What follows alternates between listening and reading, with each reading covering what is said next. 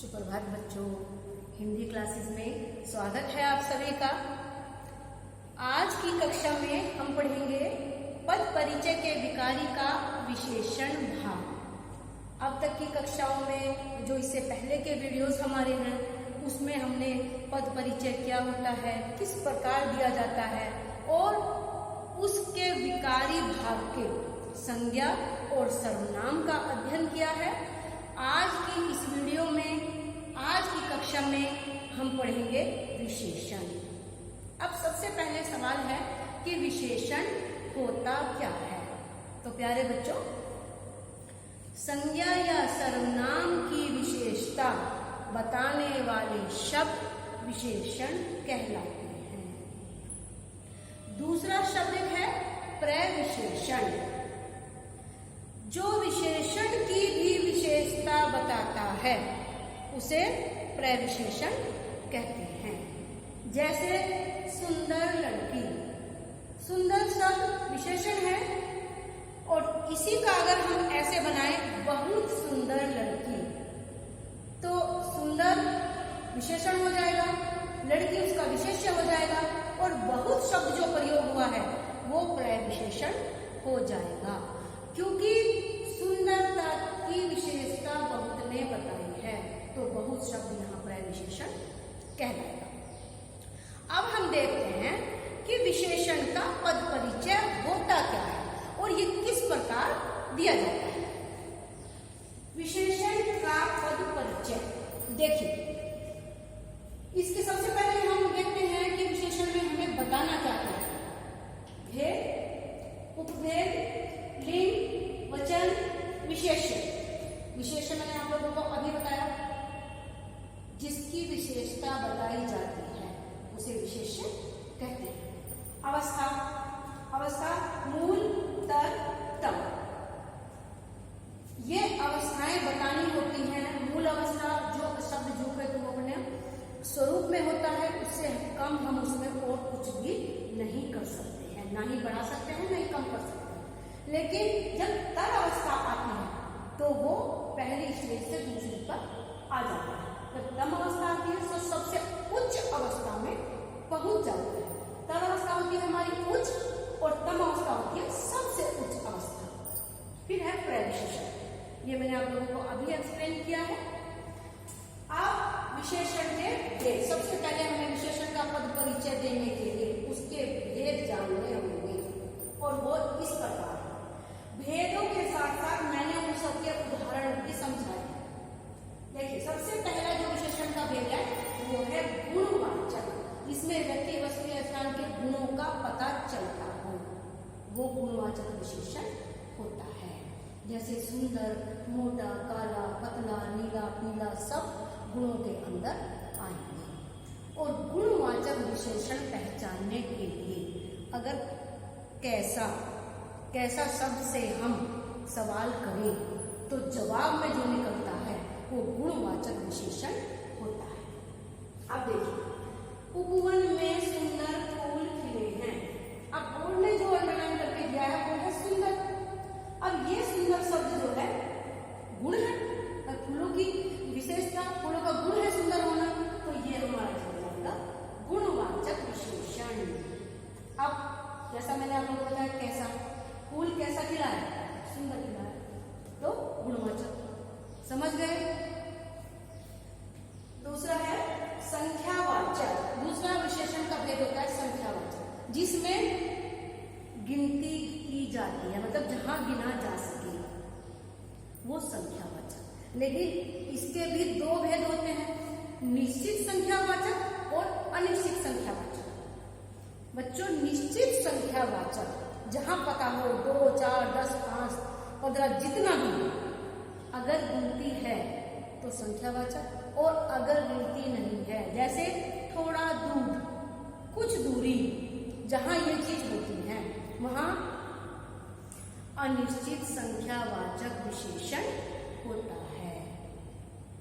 जैसे सागर 10वीं कक्षा में पढ़ता है। अब यहाँ अंडरलाइन शब्द है 10वीं। ये 10वीं शब्द जो है ये संख्यावाचक है, क्योंकि ये इसे गिना जा जा सकता है। अगर यहाँ ये 10वीं पता ना होता तो फिर ये अनिश्चित संख्यावाचक हो जाता। जैसे किसी भी कक्षा में पढ़ता है अनिश्चित हो जाएगा। ठीक है। अब तीसरा जो हमारा है वो है परिमाणवाचक। परिमाणवाचक का मतलब होता है बच्चों नाप तोल, जिसमें नाप तोल की जाती है वो परिमाणवाचक विशेषण होता है। जैसे मुझे 2 लीटर दूध चाहिए। संख्यावाचक विशेषण की तरह ही परिमाणवाचक विशेषण के भी 2 भेद होते हैं, निश्चित परिमाणवाचक और अनिश्चित परिमाणवाचक। जैसे यहाँ पता है 2 लीटर, तो 2 ही लीटर देना है, 2 लीटर दूध चाहिए, तो ये हो जाएगा परिमाणवाचक कि नाप के दे रहे हैं, तो परिमाणवाचक ये पहुंचेगा निश्चित परिमाणवाचक। अगर यहाँ होता कि थोड़ा दूध चाहिए तो वो पहुंच जाता अनिश्चित परिमाणवाचक विशेषण। समझ में आया? चलिए आप पहुंचते हैं सार्वनामिक। यहाँ तक बच्चों ये जो विशेषण के भेद है, क्रमवाचक, संख्यावाचक, परिमाणवाचक, बहुत सरल है। यहाँ है सार्वनामिक। इसमें परिमाणवाचक में बच्चों हम कितना और कितनी लगा के सवाल कर सकते हैं।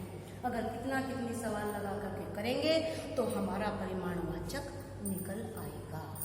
अब बचता है सार्वनामिक। सार्वनामिक जैसे कि नाम से ही पता चल रहा है, शब्द सर्वनाम है लेकिन काम विशेषण का कर रहा है, इसलिए इसे सार्वनामिक विशेषण कहा जाता है। जैसे यह पुस्तक मेरी है। एक दूसरी बात, सार्वनामिक विशेषण तो इसे कहते ही हैं, इसे संकेतवाचक विशेषण भी कहते हैं। जैसे देखिए यह पुस्तक मेरी है। अब इसकी तरफ इशारा किया गया है, संकेत किया गया है, तो इसे संकेतवाचक विशेषण भी कहेंगे। जैसे यह पुस्तक मेरी है, वह मेरा बेटा है, वहां हरा पौधा लगा है, तो ये सब जहां संकेत भी किया जाता है वहां संकेतवाचक या सार्वनामिक विशेषण होता है। यह पुस्तक मेरी है, यह शब्द जो है इसकी तरफ संकेत भी किया गया है। पुस्तक की विशेषता है यह, वैसे शब्द है सर्वनाम परंतु इसने यहाँ काम किया विशेषता का, अर्थात यह विशेषण, तो ये बन जाएगा सार्वनामिक विशेषण। अब बच्चों विशेषण का पूरा पद परिचय हम अब देखते हैं। उपवन में बहुत सुंदर फूल खिले, और यहाँ अंडरलाइन किया गया है सुंदर। तो अब सुंदर का भेद देखेंगे। सबसे पहले गुण है फूलों का, तो गुणवाचक विशेषण में चल जाएगा गुणवाचक विशेषण। दूसरा जो इसका हमें बताना है लिंग, भाई भेद एक साथ आ गए, विशेषण भी और गुणवाचक विशेषण भी, इसमें पहुंच गए। फिर लिंग पुल्लिंग, फूल है पुल्लिंग में जाते हैं, कलियां स्त्रीलिंग में जाते हैं। वचन खिले हैं, क्रिया से पता चल रहा है खिले हैं, तो बहुवचन है, ये बन जाएगा बहुवचन। विशेषण, अब ये देखना है किसकी विशेषता बताई गई है, और विशेषता बताई गई है फूलों की, तो फूल हो गए विशेष्य। तो ये हो गया फूल। अवस्था, इसमें हमें अवस्था भी बतानी है, तो अवस्था कौन सी है इसकी? सुंदर, ये अवस्था बन जाएगी मूल।